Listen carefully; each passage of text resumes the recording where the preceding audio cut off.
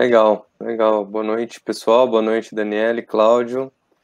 Muito legal estar aqui com vocês, reforçando o que o Cláudio comentou. Importante aqui, vários GDGs juntos, GDE também, tentando trazer um conteúdo interessante para vocês, tá? Então eu vou já, para a gente não perder muito tempo, sem muita enrolação. São 3 encontros, né, que nós organizamos. Esse é o primeiro dos 3. E o objetivo desses encontros é explicar um pouco como que funciona a rede neural. A primeira live que nós fizemos aqui com o GDG foi para falar de redes convolucionais, uma aplicação de redes convolucionais em imagem, e foi dessa live que surgiu a ideia de fazer essa trilogia, porque na hora de falar, mesmo de maneira geral, sobre as redes convolucionais, a gente percebeu que ficaram alguns conceitos pelas perguntas importantes de serem passados.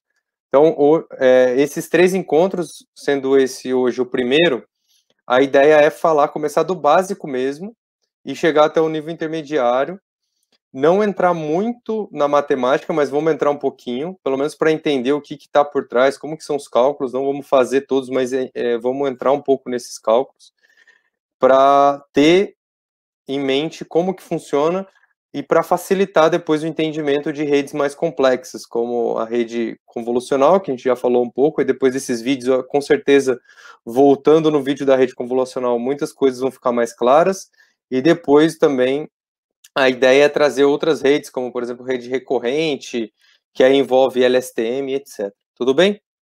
Então, vamos lá. Vamos embora. Bom, só me apresentando, para quem não me conhece, Vinícius Caridá, sou gerente de dados e inteligência artificial no Itaú, sou professor também da FIAP e GDE aqui em Machine Learning. Aqui tem meus contatos, tem aqui alguns links, quem quiser me seguir nas redes, no canal e etc., fiquem à vontade, é um prazer trocar ideia com vocês.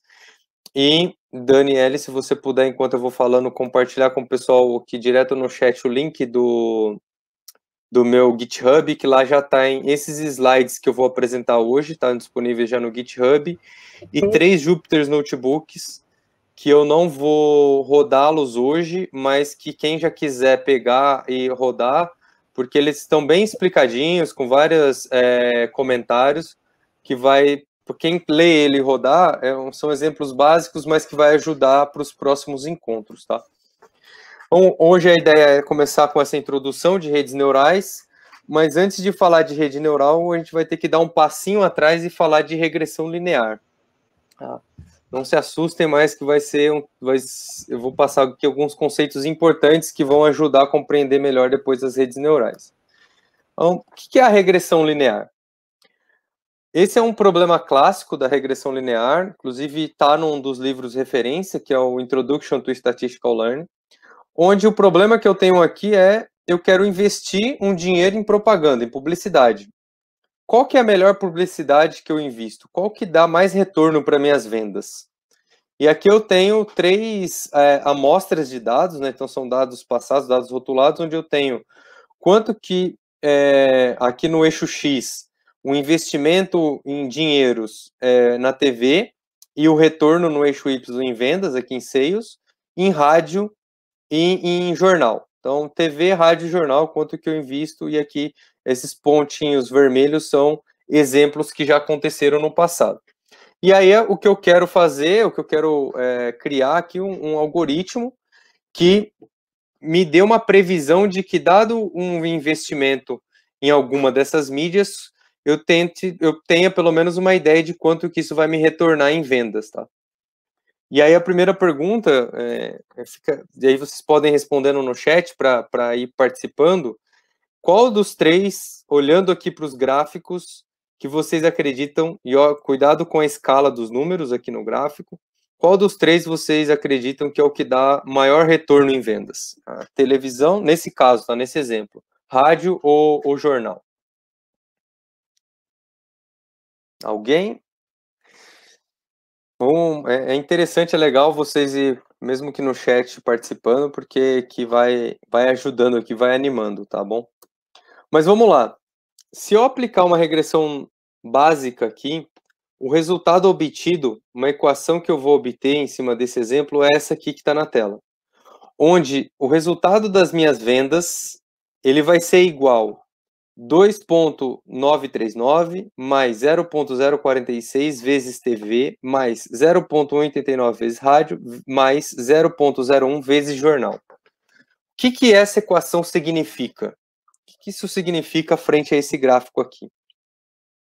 Então, se eu quiser saber quanto vai ser a minha venda, se eu falar para vocês que eu não vou investir nada em TV, nada em rádio e nada em jornal. Tem uma loja de roupa fictícia e eu não vou investir em propaganda nenhuma. Não vou investir nada em TV, nada em rádio, nada em jornal. Se eu colocar, então, se eu substituir aqui TV por zero, rádio por zero e jornal por zero, qual que vai ser o resultado dessa equação? E aí a pergunta em cima disso, se eu não investir em propaganda nenhuma, eu vou vender alguma coisa no final do mês?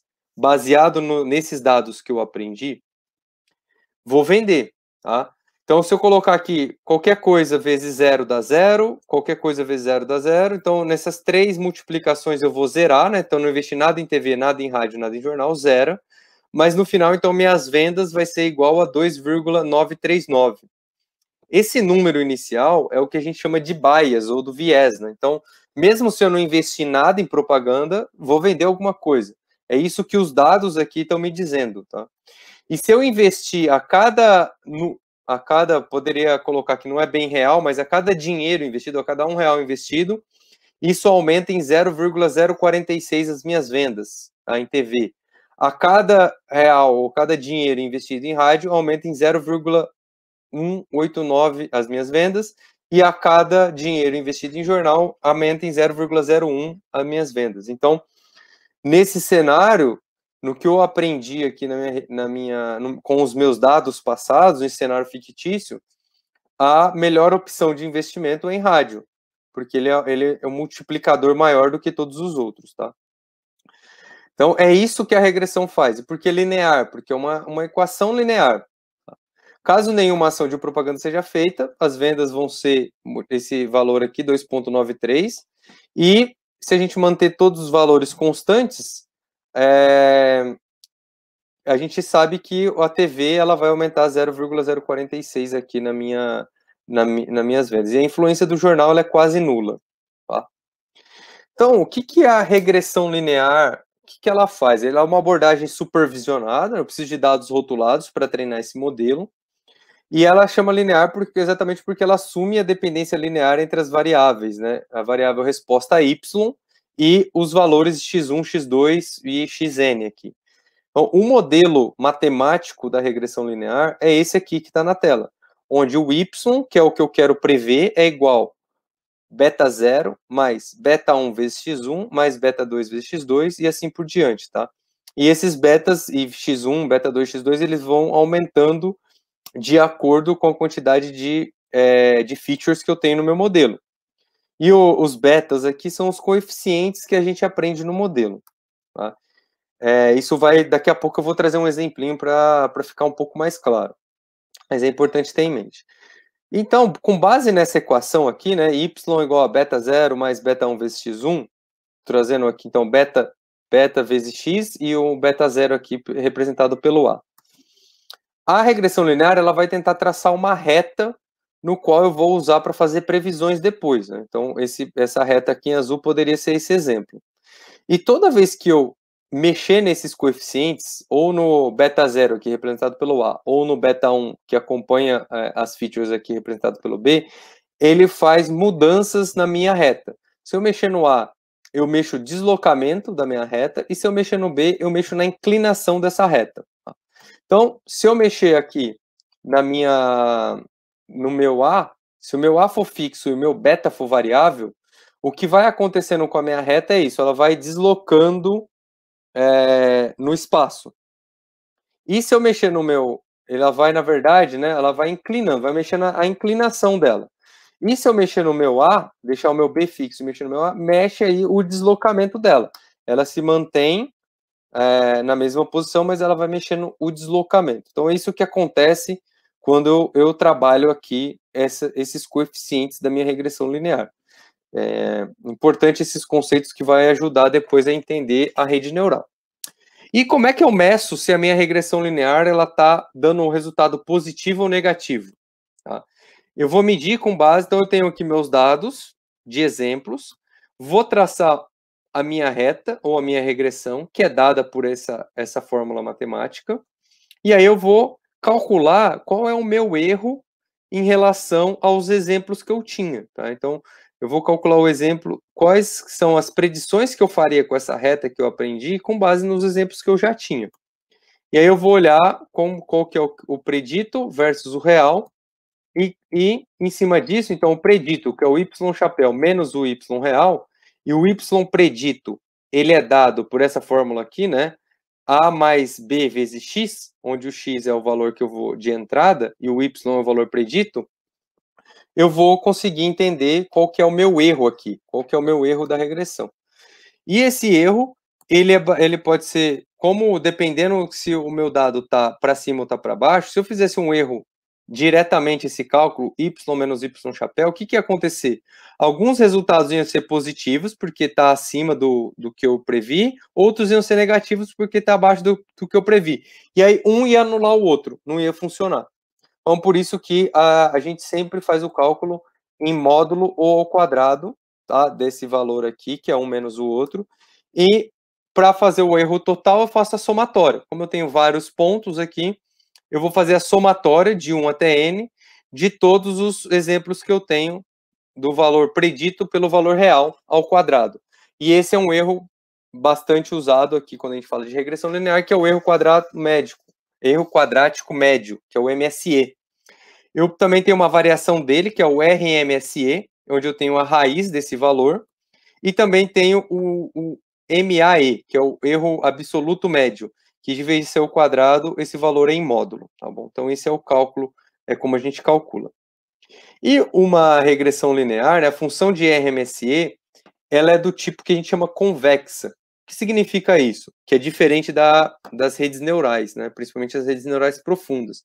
Significa que uma vez que eu tenho essas possibilidades de resultado ou de erro, o meu erro pode estar aqui em cima, que é o maior erro que eu tenho, ou pode estar bem aqui no meio, que é o menor erro. Então, conforme eu vou usando alguns algoritmos de otimização, por ela ser convexa, eu sempre consigo chegar no menor erro possível naquele cenário, tá bom? Tá, e aí é mais ou menos assim que funciona, né? Se eu estiver usando um gradient search, que aí começa já a entrar em alguns conceitos que a gente vai abordar em redes neurais, a gente vai inteirando até achar para esse conjunto de dados a melhor reta possível. Quer dizer que o erro vai ser zero? Não. Mas eu vou chegar na melhor reta possível, porque ela é uma função convexa. Legal. Bom, passei aqui um pouco pelos conceitos, mas vamos tentar tangibilizar isso um pouco melhor com um exemplo. Tá? Então, a regressão linear ela é sempre usada para tentar prever um valor. Tá? E aqui eu tenho alguns exemplos. Eu tenho a pessoa 1, pessoa 2, pessoa 3, pessoa 4. E tenho duas variáveis, o peso dessa pessoa e a altura dela. Tá bom? E aí o que eu vou querer é tentar prever, dado o peso, dado que eu tenho o peso dessa pessoa, eu vou querer prever qual que é a altura dela, tá? Então, por isso que eu preciso ter, na minha base de dados, como a regressão linear é uma técnica supervisionada, eu tenho que ter a minha feature, que é o peso, e a minha label, nesse caso, o que eu quero prever, que é a altura. E aí, com base nesses dados, eu vou treinar para que quando eu tiver novos exemplos, só com peso, eu tentar prever qual seria a altura dessa pessoa. Tudo bem? Vão deixando perguntas aqui, tá?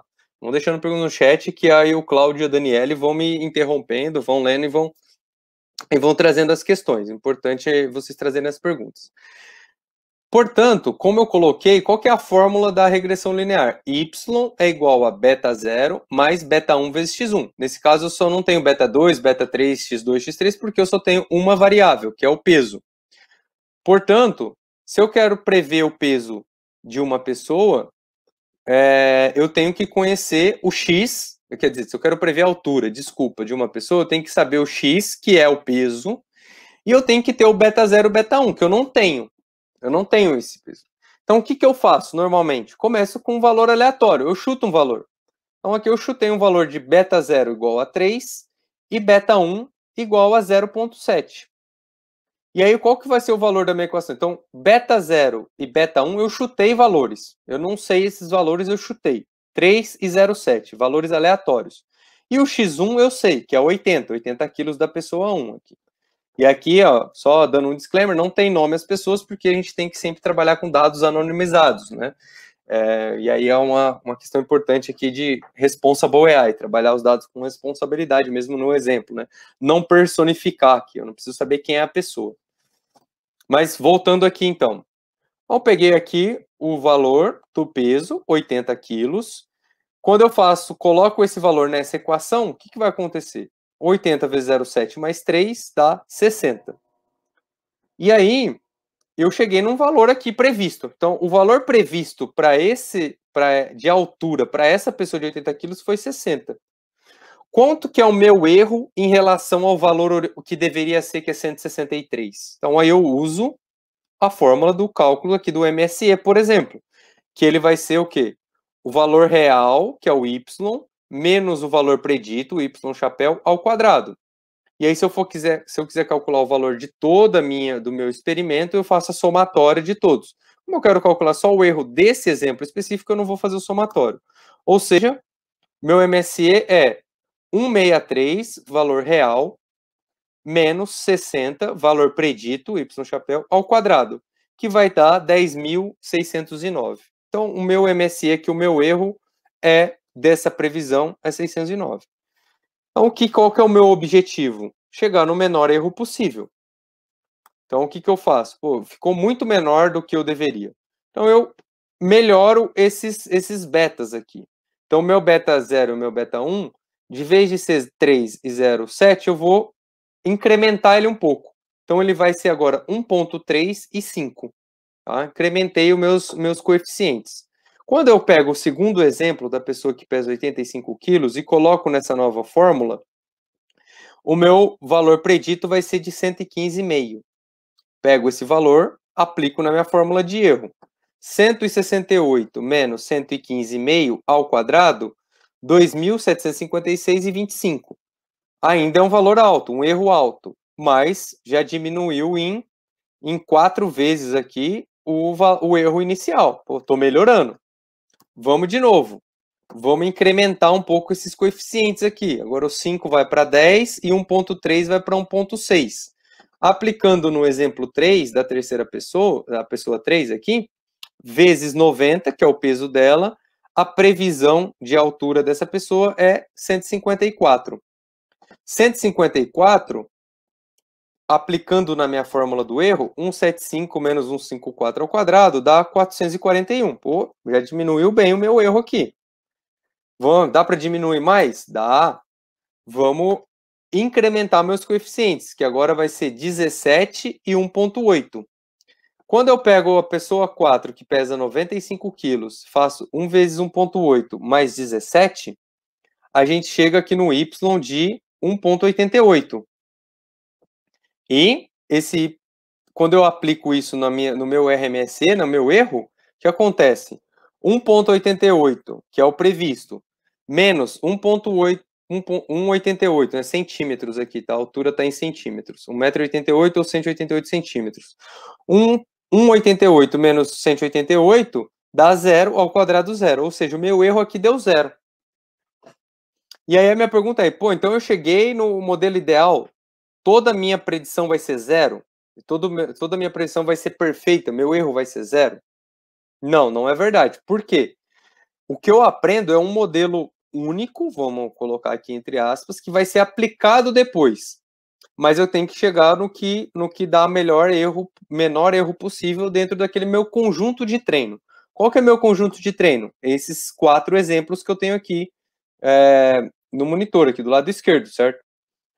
Se eu pegar essa fórmula aqui, esses coeficientes, onde eu consegui chegar no erro 0, e vou aplicar para todos os exemplos.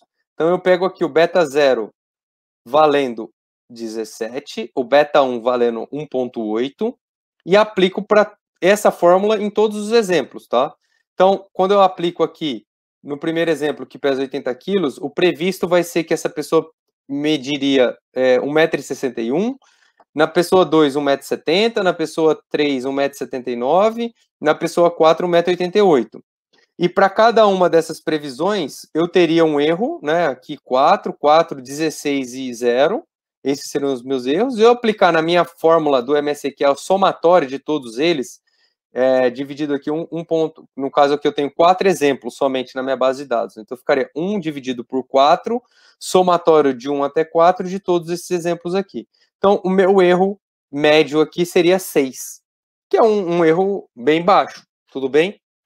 Então, o que eu fiz até aqui? O que eu aprendi?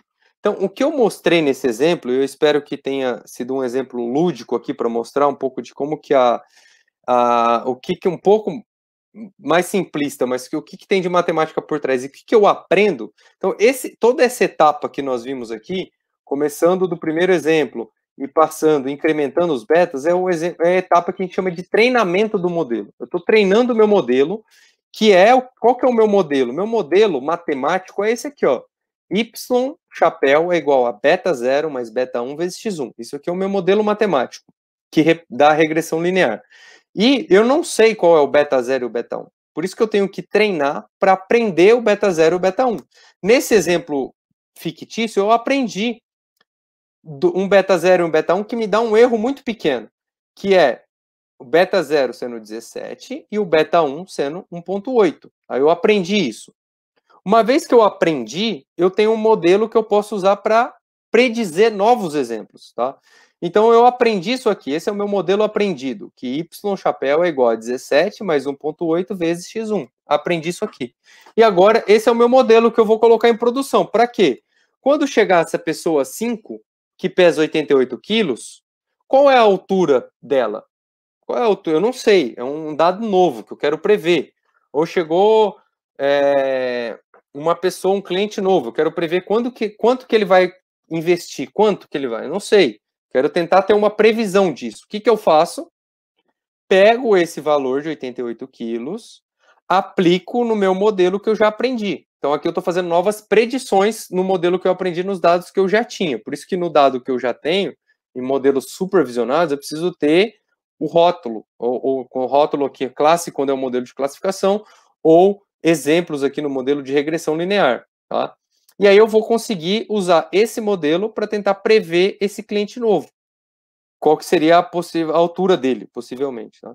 Que, no caso, se eu aplicar 88 aqui nessa fórmula, ele preveria que a altura seria aproximadamente 1,75 m, 175 centímetros. Tudo bem? Ficou claro? Alguém tem alguma dúvida para a gente esclarecer um pouco antes de seguir?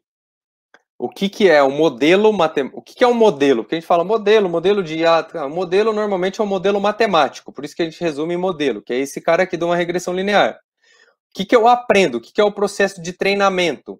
É com base nos exemplos que eu tenho, por isso que eu preciso do exemplo, para comparar quanto que eu estou errando e quanto que deveria ser, para tentar aprender esses coeficientes aqui, no caso beta 0 e o beta 1.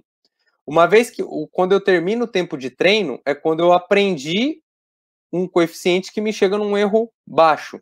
E aí, uma vez aprendido, esse é o modelo matemático, esse é o modelo que vai entrar em produção para eu prever novos exemplos no qual eu não sei a variável target aqui, que no caso é a altura, mas ele vai me dar um valor com um erro baixo, um erro de aproximadamente 6, que é a média de erros que eu tenho aqui. Tudo bem até agora? Perguntas?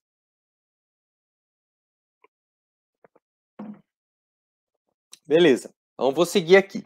Qualquer coisa vocês me perguntam e a Daniela e o Cláudio me interrompam e eu paro para responder. Tudo bem? Então tem vamos lá. Perguntinha aí. Chegou uma perguntinha. Você prefere responder agora? Vamos lá. Eu acho que essa aqui, se o modelo começasse a prever valores negativos... Não. Vamos lá. Como saber se o erro baixo é o menor possível? Boa pergunta. Esse erro, ele é baseado, como no tempo de treinamento, a gente vai sempre ser baseado nos exemplos que você tem. Então você vai inteirando, e aí por isso que é importante passar a gente vai inteirando aqui, a gente vai usar algum mecanismo de otimização para, com base nos exemplos que eu tenho, esse é o menor erro possível. Por isso que a gente treina por várias épocas, né? Por vários, vai treinando e testando com o seu conjunto por um período, mas por várias interações, tá? Até chegar, e como o RMSE, por isso que é importante entender isso aqui, como o RMSE é uma função convexa, que é esse desenho aqui, a gente monta, com base nos seus dados, a gente vai saber qual que é o menor erro possível com base nos seus betas, tá? Então, numa função linear, é possível saber que a gente chegou no menor erro possível com base nos seus exemplos. Não quer dizer que quando você colocar em produção, isso vai ser garantido que você vai chegar nesse menor erro, mas com base nos exemplos você consegue garantir na regressão. Na rede neural, principalmente na profunda, ela não é uma função convexa. E aí isso começa a dificultar. E aí é isso que a gente vai abordar, como tentar achar, porque a gente vai poder ficar preso em mínimos locais ou máximos globais, etc. Então a gente vai abordar isso. Por isso que passar por esse conceito básico é importante.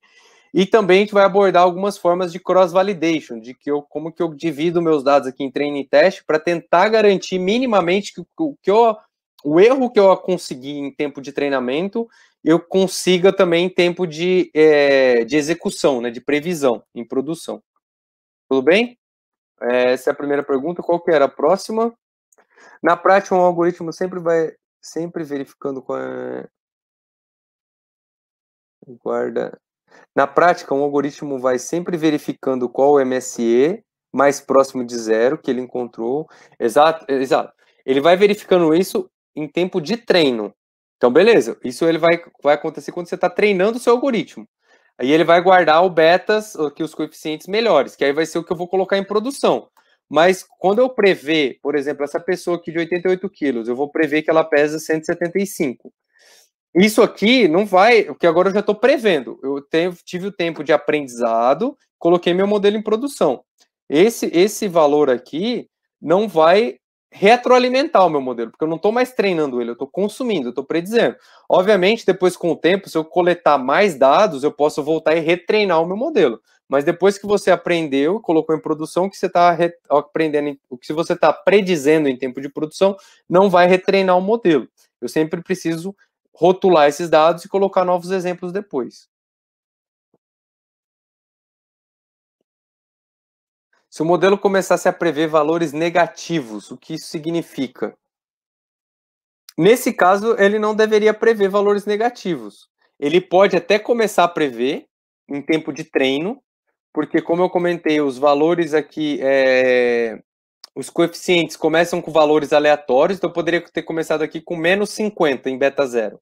Ele ia prever um valor negativo, ia dar muita diferença do valor real, e aí eu ia ter que começar a balancear isso. Mas depois de eu aprendi e com o meu erro estiver baixo, em produção ele não deveria prever mais valores negativos. Ele não poderia prever. Isso é algum bug do sistema se ele prevesse. Tá? Não tem como. E aqui, qual que é o ponto, né? Se eu colocar um valor negativo aqui, mesmo em tempo de treino, o que vai acontecer? O valor previsto é um valor negativo, certo? Então, a previsão, só para ficar claro, a previsão é um valor, pode chegar num valor negativo com base que eu comece com os coeficientes aleatórios, eu posso começar aqui com um valor de beta 0 menos 100. Mas quando eu vou calcular o erro, aí o erro não tem como dar negativo. Porque, como eu coloquei aqui no exemplo também, eu só vou voltar nesse slide, a gente sempre usa ou ao quadrado ou em módulo, exatamente para tirar esse viés da negatividade quando a gente vai calcular o erro. Mas a previsão pode ser negativa em tempo de treino. Mas isso não faz sentido depois que eu colocar em produção. Tudo bem? Mais alguma outra pergunta que ficou? Sim. A regressão linear ela é convexa. Tá? Na verdade, a função do RMSE, o MSE é convexa. O que vai aumentar só é a quantidade, nesse caso aqui, a gente está vendo em duas variáveis, né? O beta 0 e o beta 1. Mas a gente pode ir adicionando outras, mas ela é convexa, sim.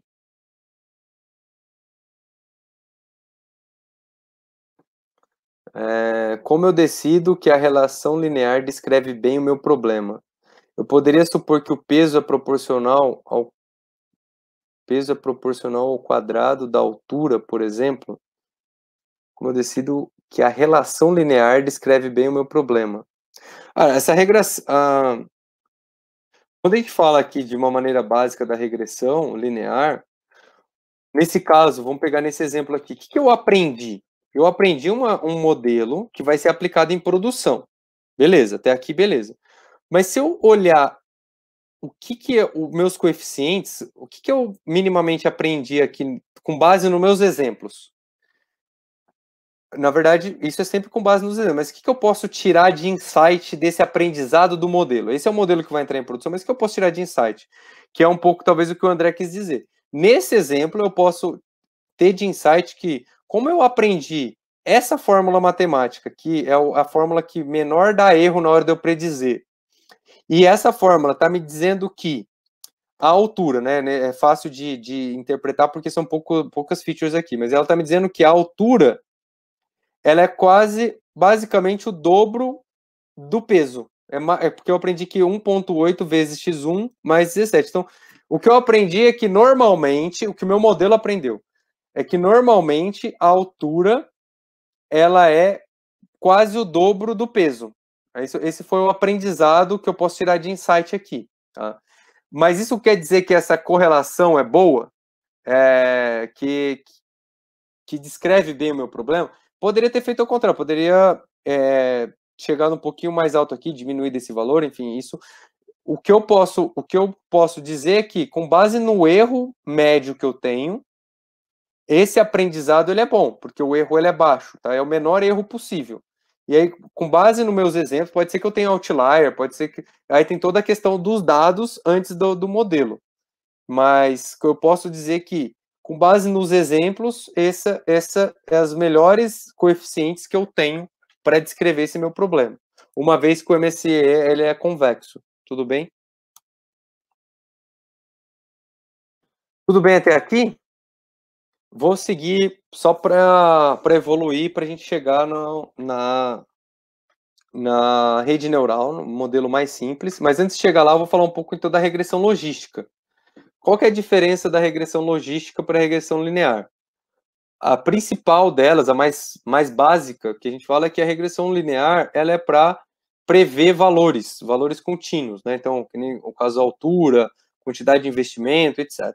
A regressão logística já é uma aplicação para classificação. Então, por exemplo, eu tenho aqui um exemplo muito simples, onde eu quero classificar se a pessoa está no grupo das que sofreram um acidente ou das que não sofreram um acidente. Então, as que sofreram um acidente está aqui como 1, e as das que não sofreram acidente como 0. Então, estou agrupando em que sofreram acidente e as das que não sofreram. Tá? E a feature que eu vou usar aqui é o tempo que ela ficou na autoescola, em horas. Então, ela teve 100 horas aula e ela não sofreu acidente aqui. E aqui eu tenho pessoas que tiveram, por exemplo, poucas horas aulas e que sofreram acidente. Então, o grupo sofreu acidente.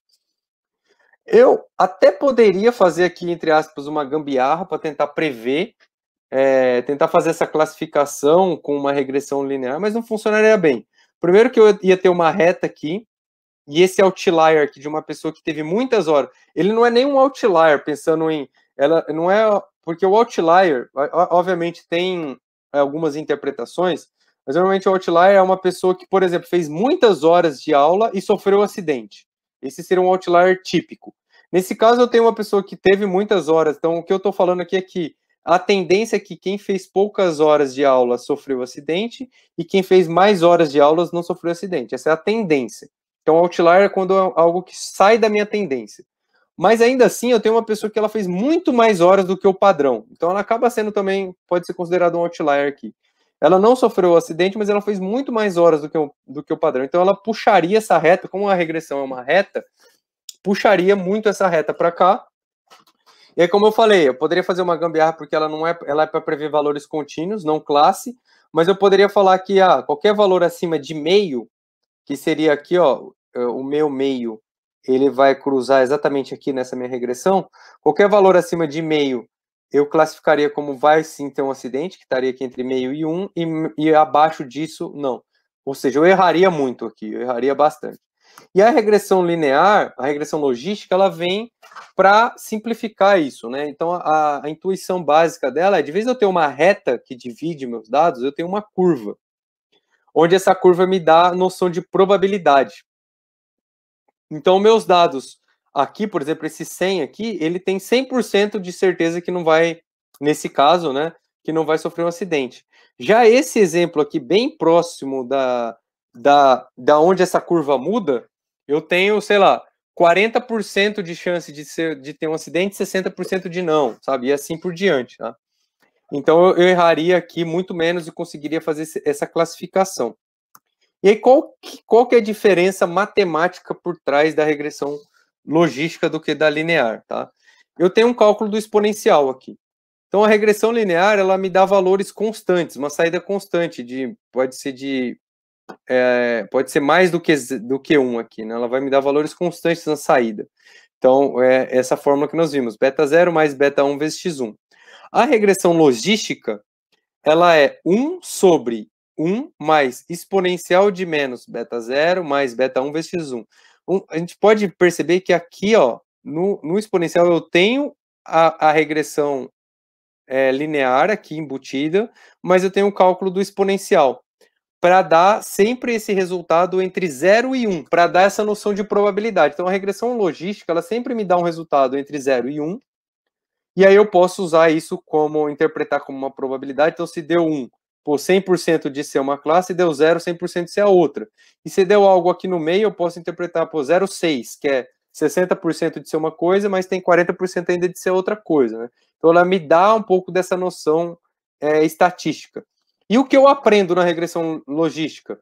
A mesma coisa da regressão linear. Eu aprendo os betas aqui, eu aprendo os coeficientes, que nesse caso é o beta 0 e o beta 1. Mas eles são aplicados de uma maneira diferente, tá bom? E aí, o que eu tenho no final, e aqui é importante, eu gosto de mostrar esse gráfico, e nos códigos que já está no GitHub, tanto da regressão linear quanto da logística, rodem eles, que vai ajudar a entender um pouquinho melhor. No final, eu vou dividir esses dados com uma reta, mesmo na regressão logística, mas eu vou classificar. Eu não vou tentar prever, por exemplo, Vamos voltar no exemplo anterior. Aqui eu tenho a minha altura, por exemplo, que vai de 140 centímetros a 210, e aqui eu tenho o meu peso. Na regressão linear, se essa aqui fosse a minha reta de uma regressão linear, o que eu ia fazer? Dado a minha altura, eu vou vir aqui, ver onde que ela está cruzando nessa reta e tentar prever qual é o peso. Então, por exemplo, uma pessoa que mede 190 centímetros, eu ia vir aqui, bater na minha reta e ver onde que ela está batendo aqui, por exemplo, 70 quilos. Então, é assim que funciona a regressão linear. Na regressão logística, não. Eu tenho a minha reta que, se tiver acima da reta, é bolinha azul, se tiver abaixo da reta, é bolinha vermelha, baseado nessas duas features, tá? Então, eu continuo dividindo os meus dados com uma reta, mas agora classificando ela, não usando para previsão. Ah, mas você falou para mim que a regressão logística ela é uma curva, não é uma reta? A divisão que a gente olha é uma reta. Mas quando a gente plota isso em 3 dimensões, que é as minhas features e a classificação aqui, que vai de 0 a 1, lembra que a regressão ela sempre vai me dar um resultado de 0 a 1, sempre que eu aplicar naquela forma. Então tá aqui, ó, agora tem as features aqui, e tenho a minha regressão. Tá vendo que quando eu olho a regressão, ela forma um S aqui, que é exatamente o S. Então, essa bolinha vermelha, por exemplo, ela está classificada como vermelha com 100%. Essa aqui, que está perto da região divisória, ela está classificada, por exemplo, com 60% de chance. Então, é esse viés aqui, ó, que forma um S. Essa o resultado da minha regressão que forma esse S, mas a divisão ainda ela é uma reta. Tudo bem até aqui?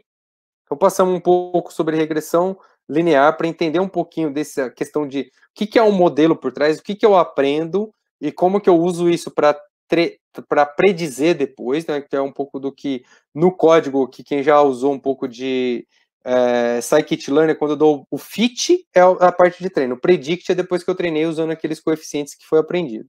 E um pouquinho da regressão logística.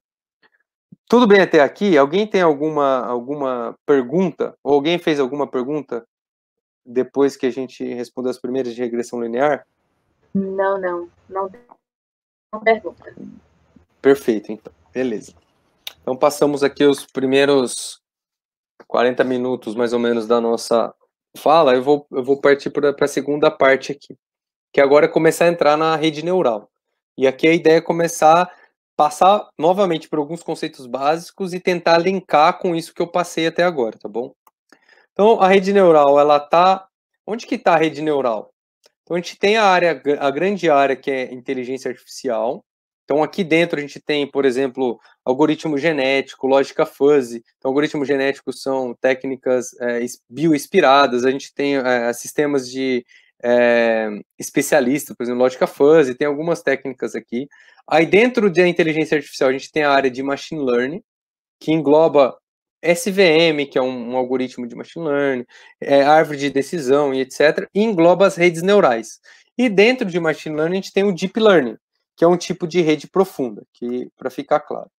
Uma brincadeira, né? Então, o Einstein tem uma frase clássica do Einstein que fala que a insanidade é fazer a mesma coisa várias vezes e esperar resultado diferente. Né? E é uma brincadeira que é mais ou menos o que acontece aqui no tempo de treino da rede. A gente fica treinando, fazendo várias vezes a mesma coisa até achar um coeficiente melhor, é só uma brincadeira. A rede neural, principalmente a rede neural profunda, ela ganhou muita visibilidade, muita aplicação. Obviamente, primeiro por conta dos frameworks que saíram, que facilita muito a criação de redes neurais, por exemplo, o TensorFlow, né, eu acho que é o mais usado hoje, mas também a questão de cloud, que traz o poder de processamento forte, e também porque a maioria dos dados que nós temos disponíveis hoje são dados não estruturados, né, imagem, texto, e as redes neurais, elas dão melhores resultados, normalmente, que os algoritmos mais clássicos, para problemas mais complexos, principalmente voltados para problemas não estruturados. Tá? E a rede neural, ela surgiu, até pelo nome, né, uma rede neural, ela veio ela teve uma motivação biológica, onde o nosso cérebro, ele é capaz de realizar tarefas de classificação, que para a gente parece fácil, né, e aí causa até para os leigos uma confusão, pô, mas é facinho de entender isso, e aí o nosso cérebro, ele faz esse processamento por meio de uma rede de neurônios, tá? E cada neurônio, ele é conectado um neurônio no outro. E como que é um desenho biológico do neurônio?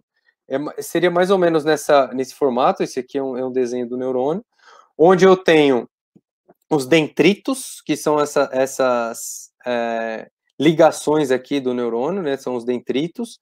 Eu tenho a sinapse, e que está aqui do outro lado. Então, o neurônio, ele recebe sinais de outros neurônios por meio dos dendritos, que é onde essas extremidades aqui desse neurônio. Aí ele envia impulsos para outros neurônios por meio do axônio, que é essa outra parte aqui, ó, o final dele. Então ele recebe conexões de outros neurônios por aqui e depois se conecta com outros aqui por meio do axônio. E ele faz algum processo químico aqui que a gente chama de sinapse, tá? E então a gente faz, mais ou menos assim que funciona o neurônio, tá? Então a sinapse, ela vai liberar substâncias químicas aqui, que a gente chama de neurotransmissor, para disparar para outros neurônios algum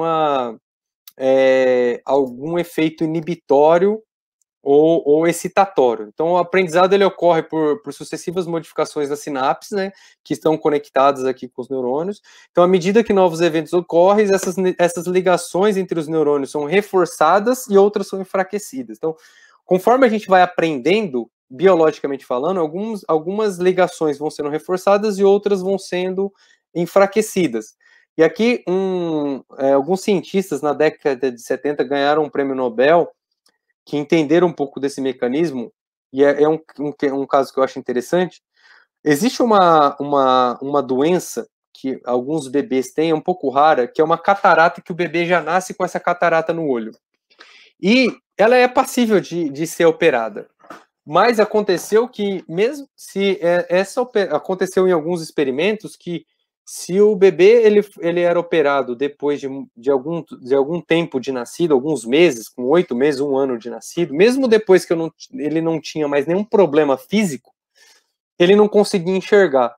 Porque cada neurônio, a gente tem conjuntos de neurônio no nosso cérebro que vai aprendendo a identificar linhas na horizontais, linhas na vertical, cores, várias cores, etc. E como ele não teve esse aprendizado, mesmo depois que ele não tem mais o problema físico, esses neurônios não se conectaram e não aprenderam, então ele não conseguia enxergar.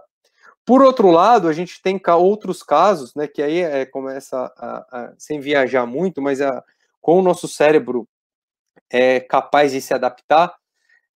Teve um caso de uma pessoa que estava numa obra, uma construção civil, e um vergalhão da obra caiu e atravessou a cabeça, né? E isso danificou algumas áreas do cérebro. E a gente sabe que tem áreas mais voltadas à coordenação motora, ou áreas para fazer algumas outras coisas. E aí o que aconteceu foi que depois da cirurgia deu tudo certo, mas perdeu uma parte do cérebro.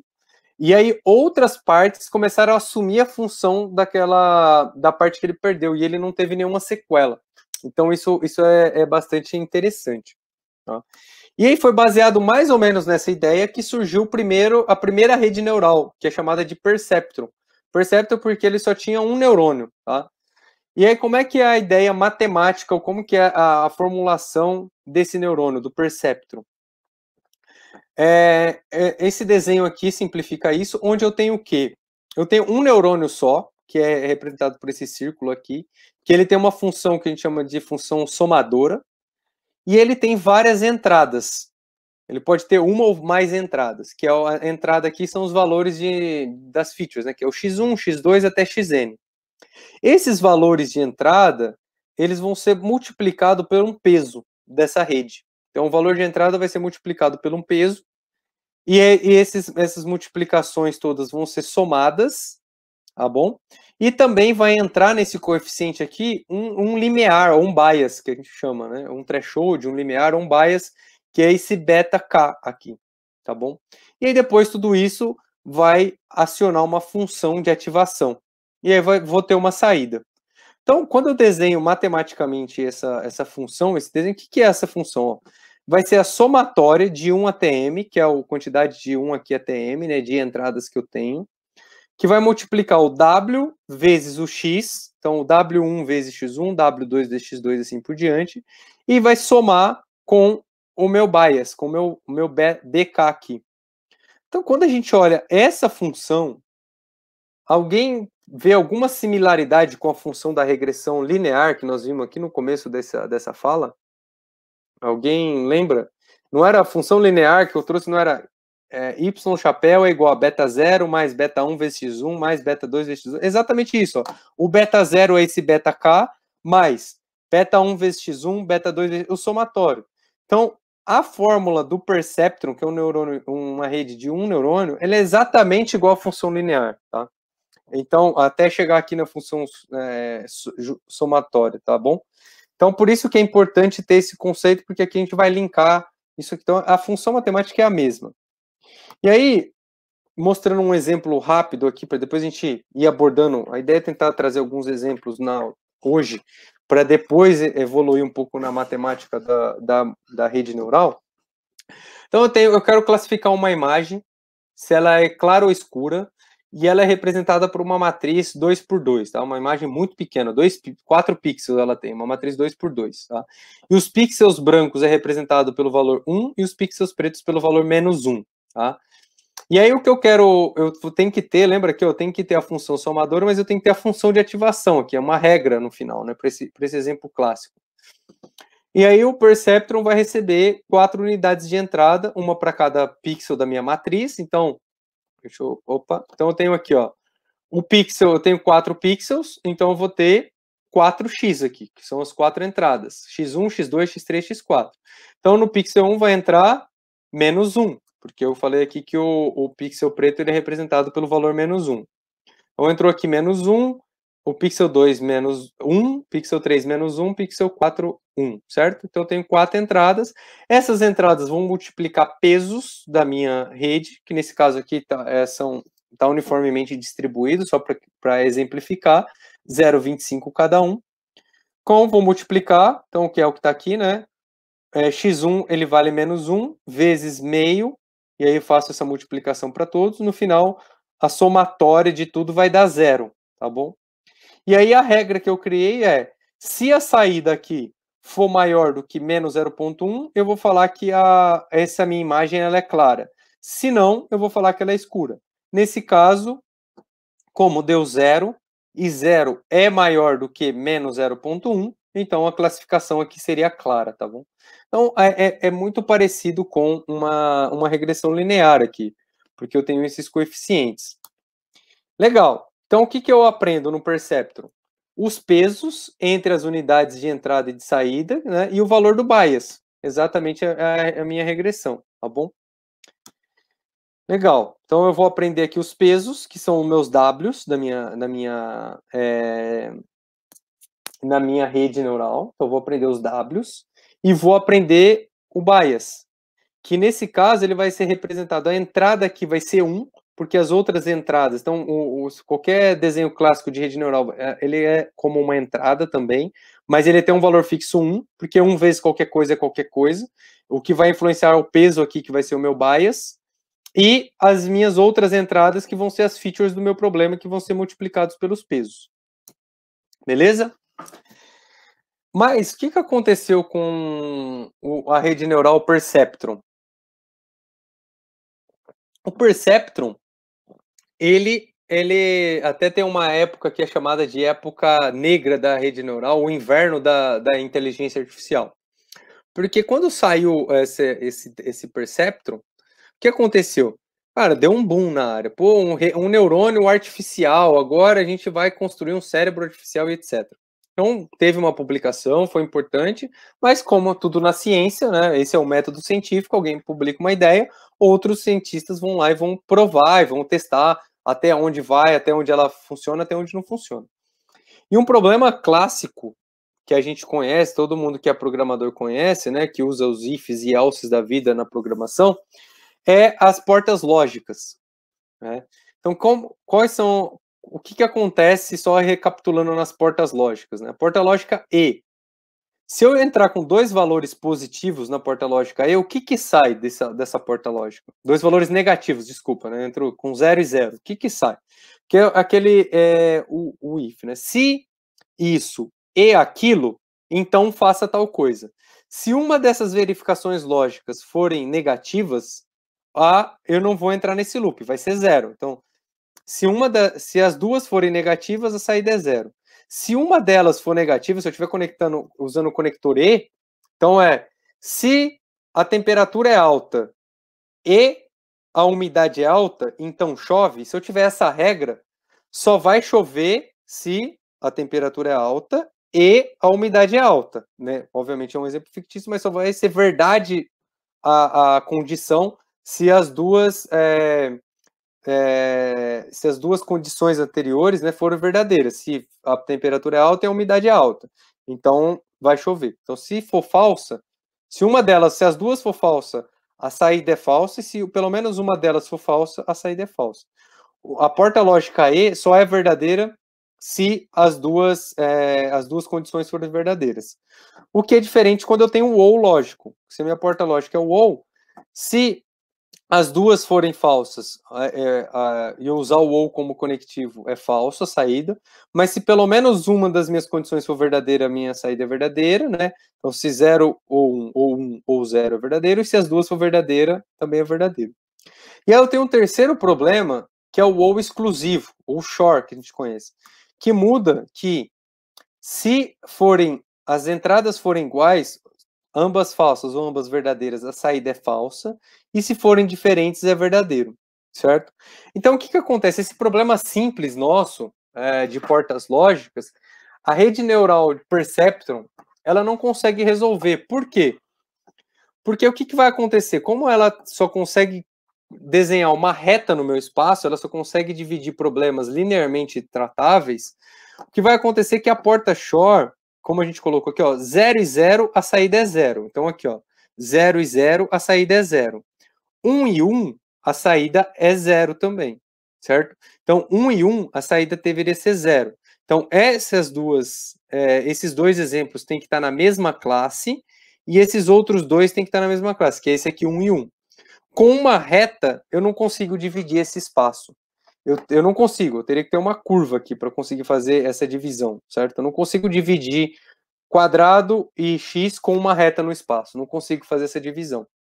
E aí, então, veio todo um boom de redes neurais, etc., mas não consegue nem resolver esse problema da porta lógica do ou exclusivo. Isso aqui não serve para nada. Então, foi um pouco disso que causou o inverno da IA, mas aí veio a ideia das redes com mais neurônios, que aí vem o multilayer perceptron, onde eu não tenho só um neurônio, tenho mais de um layer, né, mais de um neurônio. E aí é um pouco disso que eu vou começar a exemplificar agora, tá bom? Voltando em alguns conceitos básicos, mas, como esse é o primeiro encontro dos três, a ideia foi tentar trazer um pouco dessa ideia mais básica para depois a gente começar a evoluir até chegar no nível intermediário sobre redes neurais. Tudo bem? Acho que tem uma pergunta aqui.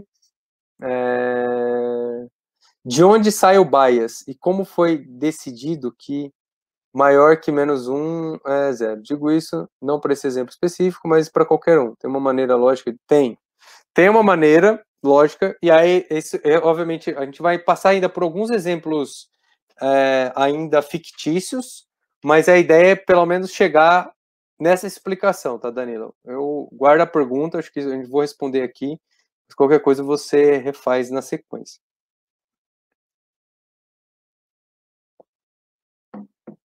Então, vamos lá. Só voltando, a ideia que eu já passei, esse aqui é um desenho do neurônio biológico e é a ideia também do perceptron. Eu tenho várias entradas, que são aqui, representando aqui como se fosse meu neurônio, faço algum cálculo, ou aqui no caso, né, alguma reação química aqui, e aí eu tenho uma saída, e é mais ou menos assim que funciona. Legal. Mas como a gente viu, a regressão linear, né, ou o multilayer, o perceptron, que é uma rede de um neurônio só, ela só consegue gerar regiões lineares. Ela só consegue traçar retas para dividir o meu plano, que é por isso que ela não conseguia resolver o problema do Shor, né, do ou exclusivo. E aí que vem a ideia, mas eu quero fazer regiões não lineares. Eu quero começar a criar esse tipo de divisão no meu espaço para fazer melhores classificações aqui. Como que eu faço isso? Tá? E aí a ideia básica é, beleza, vou combinar regiões. Eu vou pegar duas regiões, duas regressões aqui, duas retas, e se eu combinar elas, de alguma maneira, né, então eu tenho aqui duas retas, eu combinando elas, eu vou chegar numa região não linear. Essa é a ideia. A ideia simplista aqui. E como que eu faço isso? Então vamos pegar aqui. E aqui voltando em alguns conceitos básicos dessa aula. Eu tenho uma amostra de dados onde eu tenho alguns exemplos que são pontinhos vermelhos e alguns exemplos que são pontinhos azuis, certo? E aqui, tanto nesse quadradinho de cima quanto no de baixo, os dados são o mesmo. Os dados são exatamente o mesmo, tá vendo? Estão na mesma posição, tem as mesmas classificações, bolinhas vermelhas e bolinhas azuis. O que muda é a reta de classificação. Se o que muda é a reta que está classificando os dois, os dados que eu tenho é o mesmo. Mas o que está mudando, então, de um desenho para o outro? Se o que muda é a reta. Com base na fórmula matemática que descreve essa reta de classificação. O que está mudando entre eles? O X são os mesmos, X1, X2, que é o valor das minhas features, porque os dados são os mesmos. Mas os meus betas são diferentes, porque é os betas que determinam como que essa reta vai ser desenhada, certo? E aqui o que a gente viu é que a reta, elas estão deslocadas. Essa aqui, ela está mais na horizontal e essa aqui na vertical. O que faz deslocar as retas é o beta 0, que é o meu bias, e os betas 1, beta 2, etc. Um faz o deslocamento no eixo e o outro faz o deslocamento aqui no espaço, certo? A gente viu isso no comecinho da aula de hoje. E aí, se alguém tiver alguma pergunta, pode fazer. Mais uma vez, reforçando, esses slides estão no GitHub, algumas implementações para tangibilizar, a gente vai rodar elas, mas é mais ou menos isso que acontece. E aí, beleza, então eu tenho dois modelos lineares, um com coeficientes diferentes, e aí eu quero agregar esses dois modelos lineares para gerar um não linear. E aí eu vou somar. A forma mais simples de fazer isso é fazer uma somatória. Vou somar o resultado desse aqui, que está me dando uma saída aqui que dá 0,7. Lembra que meu y, eu vou fazer uma soma, vai me dar um valor no final. Está me dando 0,7 para classificar essa bolinha azul. E esse aqui está me dando 0,8 para classificar essa bolinha azul. Vou somar os dois.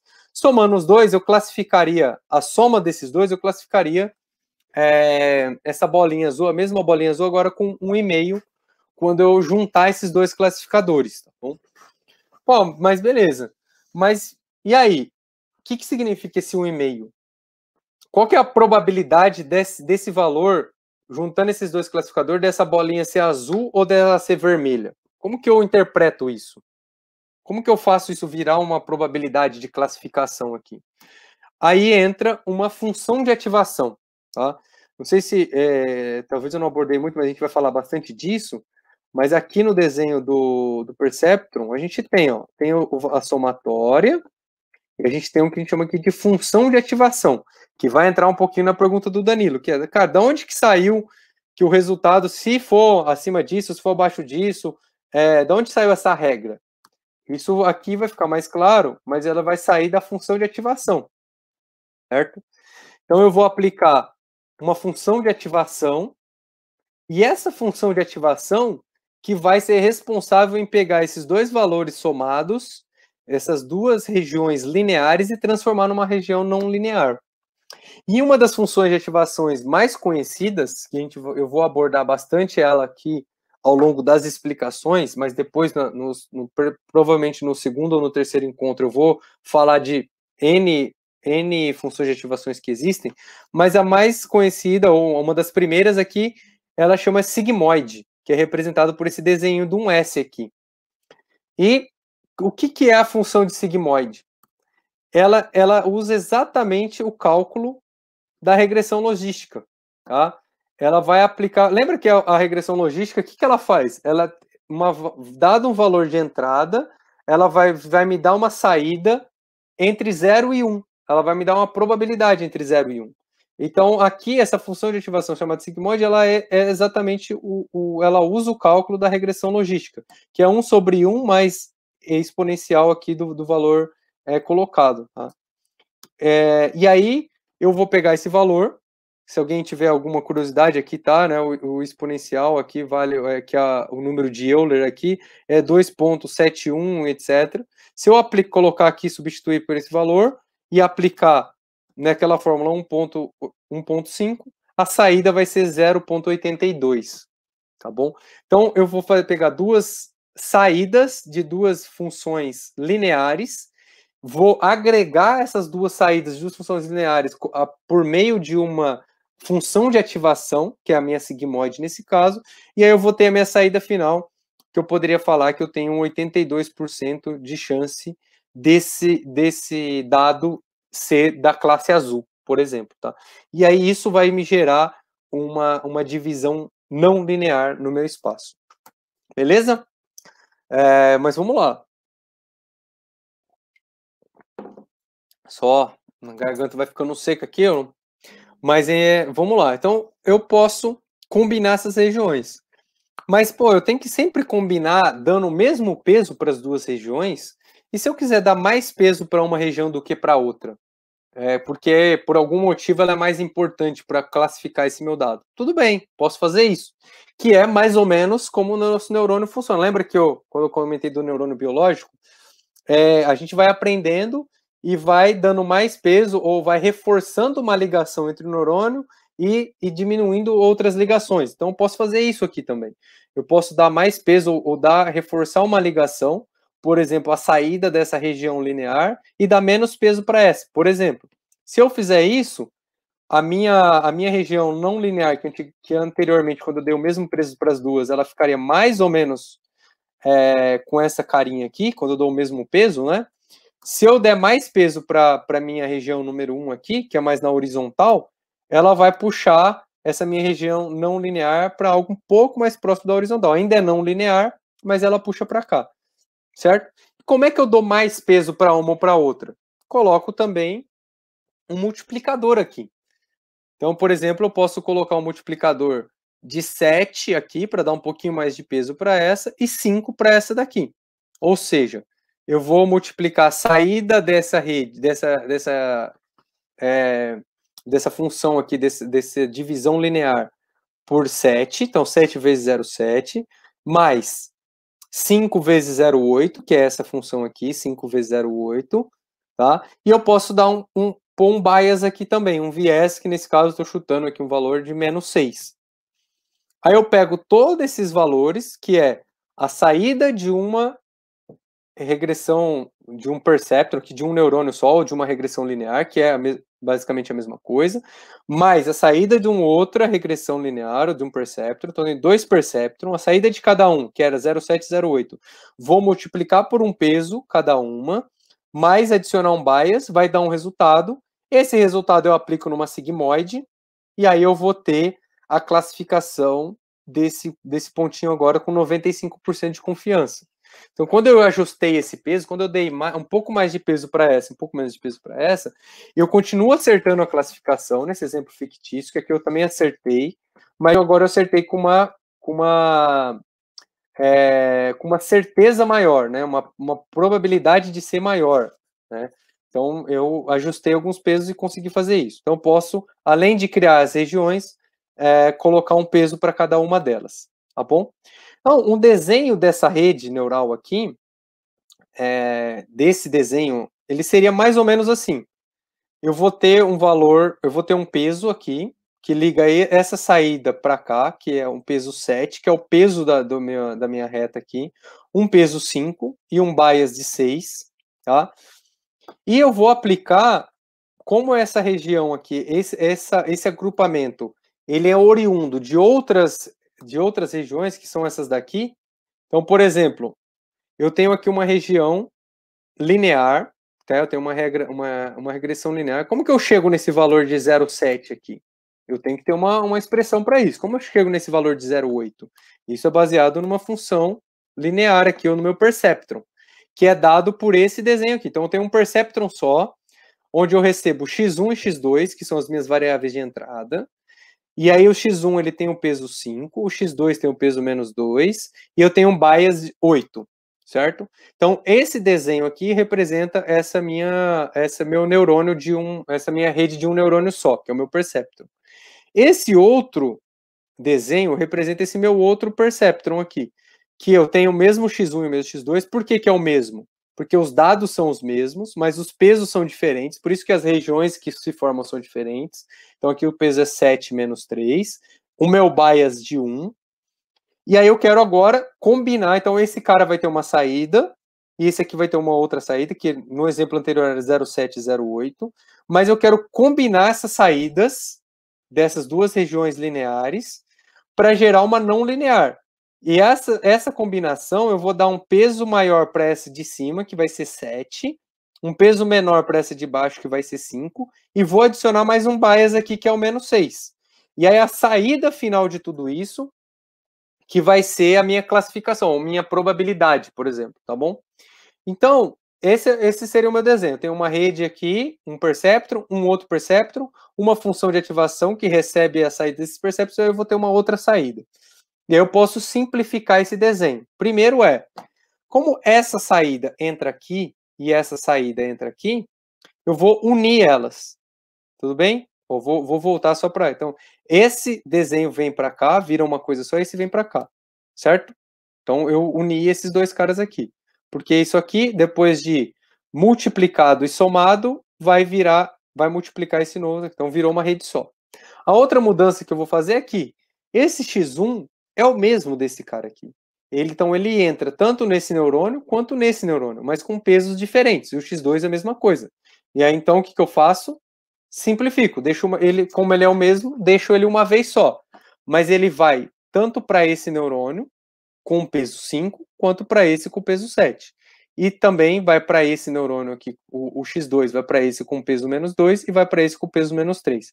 Depois de feito aqui a somatória, então essa função aqui faz essa somatória, o resultado vai ter um outro peso e um outro bias para chegar no meu resultado final. Tudo bem? E aí eu vou conseguir chegar nesse desenho aqui, nessa região não linear. Tá certo? Legal, mas e o bias? Tá meio feio aqui, né? Esse bias aqui, dentro do meu neurônio, isso não é típico de como vocês veem os desenhos da rede neural padrão, se vocês pegarem na internet ou em qualquer referência. O que eu faço também? Eu tiro o bias daqui de dentro do meu neurônio, que é mais ou menos, para tangibilizar, vou voltar aqui bem rapidinho, esse desenho aqui que eu mostrei do primeiro perceptron. Aqui, ó, tá vendo que o bias, opa, não é esse, é aquele ali também, mas esse aqui, ó, o bias, ele vai representar uma entrada também aqui para minha função de ativação, mas o que eu vou aprender é o bias. Como eu sempre só aprendo bias, ele não tem um multiplicador, ele vai ter um aqui só para não mudar esse valor, mas o que eu vou aprender é o beta zero, que ele não tem multiplicador. Então, um só para representar que tem uma entrada fixa que não muda esse bias que eu vou aprender. Já os outros pesos vai ser multiplicado pelas entradas. E é por isso que um desenho típico da rede neural, ele vai ficar mais ou menos assim. Assim, certo? Onde eu tenho o meu X1, eu vou ter uma entrada, então, por exemplo, o peso da pessoa é o meu X1, ele vai vir para cá com um peso aqui 5, então ele vai ser multiplicado por 5, vai vir para cá multiplicado por 7, e aqui vai entrar, então, o meu X1 multiplicado por 5, o meu X2 multiplicado por menos 2, e o meu bias, que é menos 3, né? Vai somar aqui. Então, eu vou somar essas três variáveis. X1 vezes 5, mais X2 vezes menos 2, mais 1 vezes menos 3, que no caso é menos 3. Né? A mesma coisa para o segundo neurônio aqui. X1 vezes 7, mais X2 vezes menos 3, mais 1, que é 1 vezes 1. O resultado que der em cada um, eu vou aplicar aqui uma função de sigmoide para fazer com que esse somatório final fique entre 0 e 1, aqui também entre 0 e 1. Pego esse resultado, multiplico por 7, pego esse outro resultado, mais esse outro resultado multiplico por 5, mais menos 6, que é o outro bias, aplico numa sigmoide novamente e vou ter o meu resultado final. Tá? Então é mais ou menos assim que é o desenho e o funcionamento de uma rede neural. E aí, qual que é o nome de cada uma dessas camadas? A primeira camada, que é os X aqui, as entradas, é o que a gente chama de camada de entrada, né, o input layer. Essa camada intermediária é o meu hidden layer, ou minha camada oculta. E a saída final, que é essa região aqui, é o meu output layer. Tá? Então, eu sempre tenho input layer, o hidden layer e o output layer. Tá? Quantos neurônios eu tenho em cada camada? Essa é a pergunta que vai acontecer. Tá? Muito disso é em teste, mas algumas coisas dá para a gente saber. Tá? Primeira coisa, quantas variáveis eu tenho na minha entrada? Normalmente a quantidade de variáveis que eu tenho no meu problema. Tá? Quantos neurônios eu tenho na minha camada intermediária? E quantas camadas intermediárias eu posso ter e quantas camadas eu posso ter na saída. Tá? Então, o meu input layer, ele sempre só tem uma camada, ele é um input, o input layer é uma camada, mas pode ter uma ou N variáveis aqui, x1, x2 até xn, quantas eu achar necessário, quantas features eu quiser. A minha camada de saída também é uma camada única, mas também pode ter uma ou mais saídas, não tem só uma saída. E a minha camada intermediária, eu posso ter várias camadas intermediárias, cada camada intermediária ter uma quantidade de neurônios aqui, ou de funções de ativação variáveis em cada uma delas. E aí, na literatura, o que diferencia uma rede neural de um deep learning, e aí não é consenso entre os pesquisadores, mas eu acho que o mais aceito é que se eu tenho 4 ou mais camadas intermediárias, já é considerado um deep learning, uma rede profunda, porque eu tenho, na minha camada oculta, eu tenho mais camadas, tenho 4 ou mais camadas. Então já é considerado na literatura um deep learning. Se eu tiver uma camada só, mas com múltiplos neurônios, não é considerado um deep learning, entra na categoria que a gente chama do multilayer perceptron. Eu tenho uma ou duas camadas somente com vários neurônios aqui, né? Então, por isso multilayer, tem vários neurônios e uma ou duas camadas, tá bom? Que já começa a gerar essas regiões não lineares, diferente do perceptron puro, mas ainda não é considerado um modelo de deep learning. Tá? E aí, o que eu vou começar a olhar? Eu vou ter que conhecer um pouco da minha região de saída. Pode ver que aqui eu combinei duas regiões lineares. Quando eu combinei essas duas regiões, eu consegui formar essa curva aqui. Mas se eu quiser formar essa curva aqui, eu preciso de pelo menos 3 regiões lineares, né? Que é uma para fazer essa reta daqui, a outra aqui, os 3 cortes, que depois acaba se arredondando com a sigmoide, mas para formar essa região. Eu não conseguiria fazer essa região só com 2 regiões lineares, por isso que eu precisei de 3 neurônios aqui na camada intermediária. Se meu problema tem 3 features, por exemplo, né, são 3 dimensões, também vai acontecer isso. Eu posso ter 3 dimensões, o que vai mudar é que a minha região também aqui vai ser linear em 3 dimensões, e depois uma não linear em 3 dimensões também. E na saída eu também posso ter vários neurônios. Por exemplo, quando eu tenho um problema multiclasse, né? Eu não tenho só classe binária, que eu quero saber uma probabilidade. Pode ser spam ou não spam. Então eu posso ter uma saída única que vai me dar a probabilidade de ser spam. Então, se a probabilidade for acima de X%, eu vou classificar como spam. Se a probabilidade for abaixo de X%, eu não vou classificar como não spam. Aí, nesse caso, essa regra vai muito do negócio e da criticidade. Aí, quando a gente falar de cross-validation, precision, recall, isso vai ficar um pouco mais claro. Quando eu tenho múltiplas classes, eu não quero classificar se é spam ou não spam. Eu quero classificar se é um gato, se é um cachorro, se é um coelho. Então, cada saída pode me dar uma probabilidade de ser uma dessas classes, tá? Então, é por isso que, nesse tipo de caso, eu posso ter mais de um neurônio ou mais de uma saída aqui no final. Tá bom? Nesse caso, né? Eu quero saber gato, cachorro ou passarinho, tá bom? E aí eu posso ter, nesse caso, tudo que a gente viu era com uma camada só no meio, mas com mais neurônios, eu posso ter mais de uma camada. E aí, quando eu tenho mais de uma camada, eu consigo fazer regiões mais complexas, né? Então, quando eu junto essas duas regiões com pesos diferentes, eu gero uma região já não linear na segunda camada, e aqui também uma outra região não linear. E quando eu junto duas regiões não lineares, eu começo a fazer regiões mais complexas. É por isso que vai o deep learning, né? Eu vou colocando camadas para gerar cada vez regiões mais complexas possíveis aqui, porque os problemas do dia a dia, principalmente de dados não estruturados, eles são bastante complexos. Então, essa é a ideia aqui. Então, uma rede neural, um multilayer, ele vai ter aqui pelo menos 2 camadas intermediárias e com vários neurônios, e eu vou conseguir gerar essas regiões aqui não lineares, tá bom? Então, eu posso ter uma classificação binária, foi um pouco que eu já falei, e aí eu vou ter uma sigmoide que vai me dar uma probabilidade de ser ou não ser alguma coisa, mas eu posso ter classificações multiclasse, onde eu tenho, entre aspas, aqui uma rede que me dá uma probabilidade para cada uma das classes, e aí quando eu junto tudo numa rede só, eu vou ter várias saídas que vai me dar uma probabilidade para cada uma dessas classes, né, de ser pato, castor ou leão marinho, por exemplo, aqui, tá bom? Legal. Então, essa é a ideia geral, tá? Mais ou menos como que funciona. E aí, para encerrar, a gente já está com quase 1h30 aqui de live, só para a gente encerrar essa primeira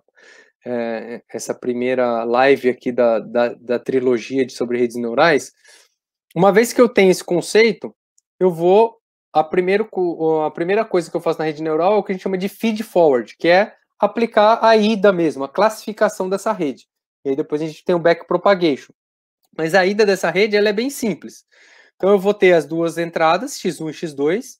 Essas entradas vão ser multiplicadas por pesos, tá? Então a gente vai ter aqui x1 vezes alguma coisa, que é o meu W1, x2 vezes alguma coisa, que é o meu W2, e vou ter um peso, e essa saída vai tentar classificar um dado que eu tenho aqui.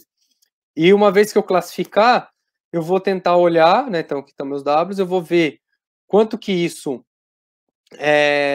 respondeu certo ou não, e vou tentar ajustar esses pesos, que é um pouco do exemplo, o primeiro exemplo que a gente viu da regressão linear hoje aqui.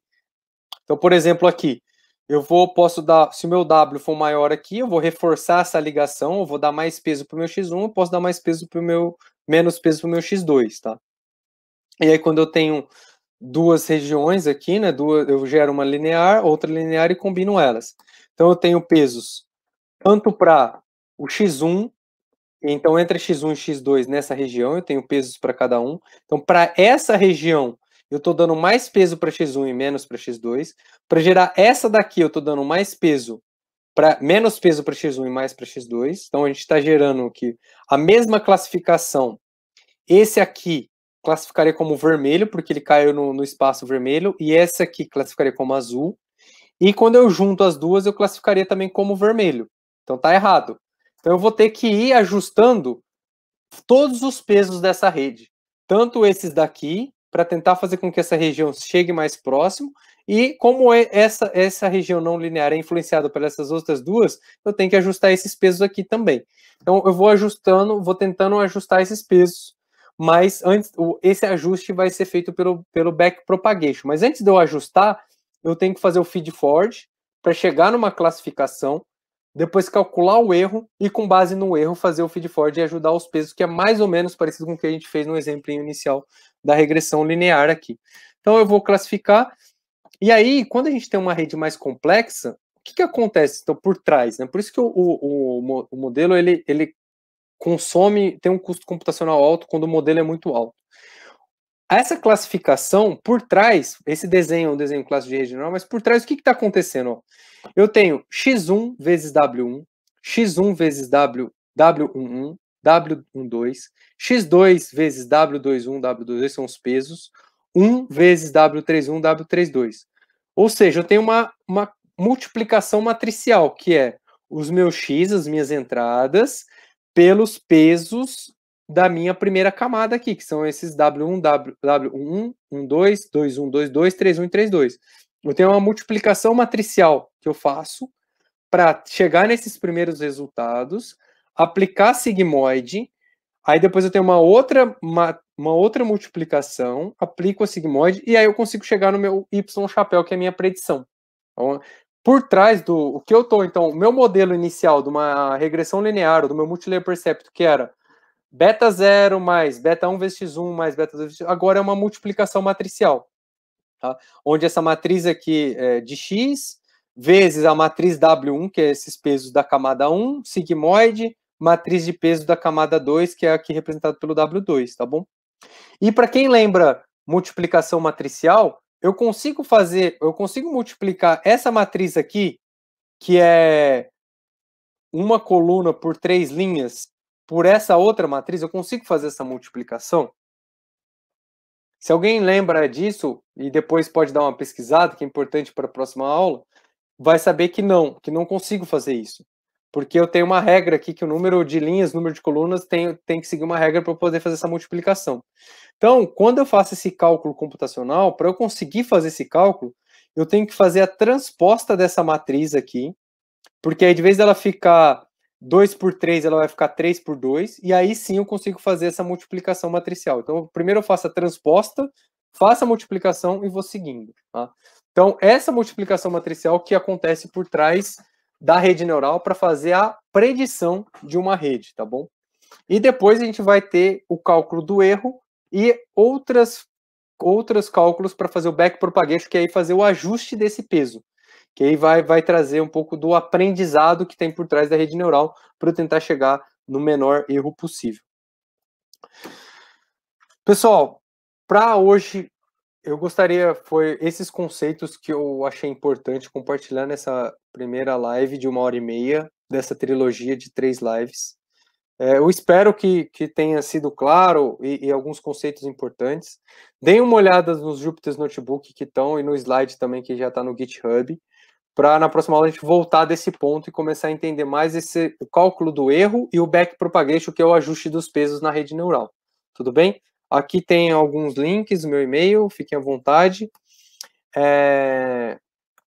Acho que eu encerro o conteúdo e vamos ver se tem perguntas aqui para a gente finalizar.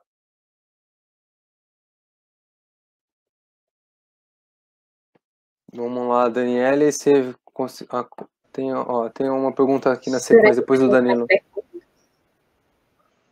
Vai ficar gravada no link do GDG, né? Nesse link que vocês estão acessando, que é o canal do GDG, vai ficar gravado. Depois também eu vou subir uma versão no meu canal também, quem quiser acessar, mas fiquem à vontade. Então vai estar gravado sim. Bom, Marcelo, obrigado pelo feedback. Pessoal, Rodrigo também, valeu. Muito bom.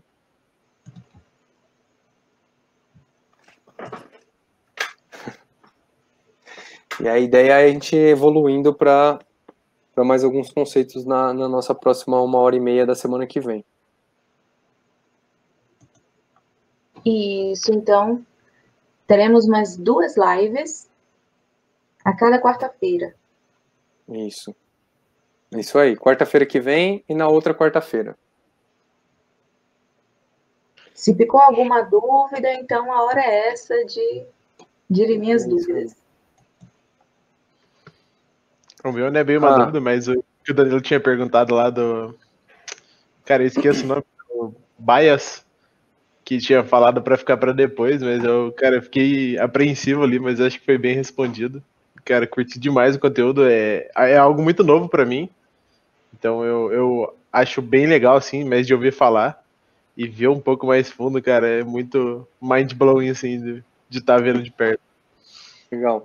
Só para responder um pouco a pergunta do Rodrigo aqui, o conceito, né? Eu poderia falar sobre esse conceito de múltiplas camadas de diferenciação.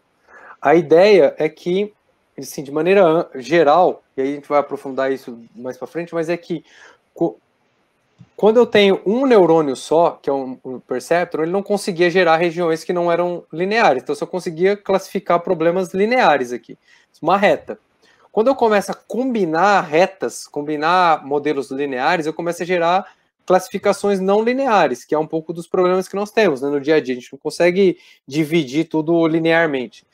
E aí o conceito de múltiplas camadas é que quanto mais camadas eu tenho, mais complexa é a região que eu consigo formar para classificar problemas mais complexos, tá? Então essa é mais ou menos a ideia de múltiplas camadas e múltiplos neurônios também. Quando eu tenho múltiplas camadas, eu consigo gerar regiões mais complexas, e quando eu tenho múltiplos neurônios, que é esse slide aqui, eu consigo fazer divisões em outras regiões. Então, se eu tivesse só 2 neurônios, eu não conseguia fazer esse semicírculo. Não, semicírculo, obviamente, não é esse nome, mas é como se fosse um círculo aqui, tá? Então, eu precisaria pelo menos de 3 neurônios para fazer os 3 cortes lineares, que depois acaba sendo formatado pela sigmoide, formando esse. Eu não conseguiria fazer só com 2. E aqui eu também não conseguiria fazer, esse desenho bastante mais complexo se eu não tivesse 2 camadas que juntam 2 regiões lineares para uma terceira não linear. Tudo bem? Perfeito, então. Se alguém precisar de certificado, só enviar e-mail para o GDG Lauro de Freitas e a gente emite. Perfeito. E aí mandem as perguntas, comentem no vídeo depois também, ou guardem para o próximo, mandem aqui no Twitter ou para mim que eu também vou respondendo. E nos vemos na semana que vem. Teve uma pergunta que se era no mesmo horário, será, tá? Vão ser 3 quarta-feiras no mesmo horário. Tudo bem? Isso, perfeito. Eu gostaria de agradecer a todo mundo, a Vinícius, ao pessoal do GDG, que está sempre engajado, e aos participantes também. E aguardo vocês na próxima quarta-feira. Valeu. Muito obrigado, pessoal. Uma boa noite. Nos vemos semana que vem. Boa noite.